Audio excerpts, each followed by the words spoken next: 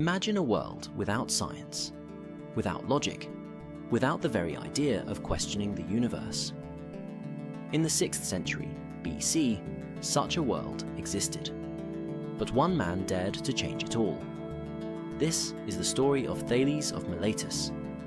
Not a king, not a warrior, but a thinker. A man who looked at the world and asked, why? He may be the most important person you've never heard of. Early life and Miletus.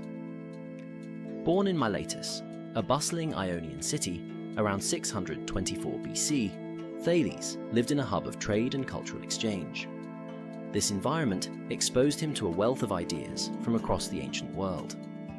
Miletus, unlike many Greek cities, was open to new ways of thinking. It was a place where merchants mingled with mathematicians, and sailors swapped stories with scholars. Details of Thales' personal life are scarce. We know he was likely from a prominent family, and that he travelled extensively, particularly to Egypt. The revolutionary idea, water as the source, Thales' most famous idea. That water is the fundamental substance of all things. Now, this might sound strange to modern ears, but consider the world around him. Water sustains life. It changes form, ice, liquid, vapor. It's everywhere. Thales wasn't just pulling this idea out of thin air. He was observing the world and trying to find a single, unifying principle. This was a radical departure from explaining things through. While we now know that water isn't the only fundamental element, Thales' approach was revolutionary.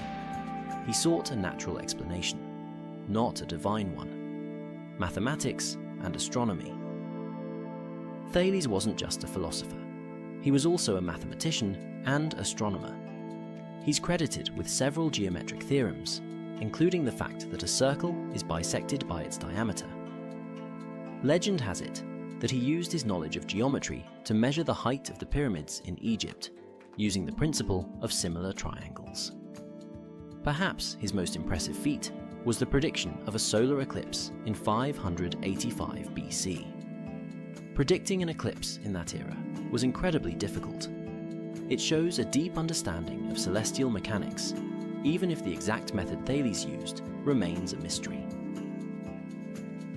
Statesman and businessman Thales wasn't confined to the ivory tower. He was also a practical man, involved in the affairs of his city. Herodotus tells us that Thales advised the Ionian cities to form a unified government. And then there's the famous story of the olive presses. Thales, using his astronomical knowledge, predicted a bumper crop of olives. He then bought up all the olive presses and made a fortune. This shows that Thales wasn't just a dreamer, he was also astute and resourceful. Legacy. Thales of Miletus died around 547 BC, but his legacy lives on. He was the first to ask fundamental questions about the nature of reality. He sought answers through reason and observation, not just myth and legend. Thales is the starting point. He set the stage for all the philosophers and scientists who followed. Without Thales, there would be no Socrates, no Plato, no Aristotle, no modern science. So, the next time you look up at the stars, or marvel at the wonders of the natural world, remember Thales of Miletus, the man who dared to ask, why? Thales' quest for knowledge is just the beginning. But what happens when a student challenges his teacher? Next time on The Wise Forgotten. He dared to imagine something beyond water, something limitless, something boundless.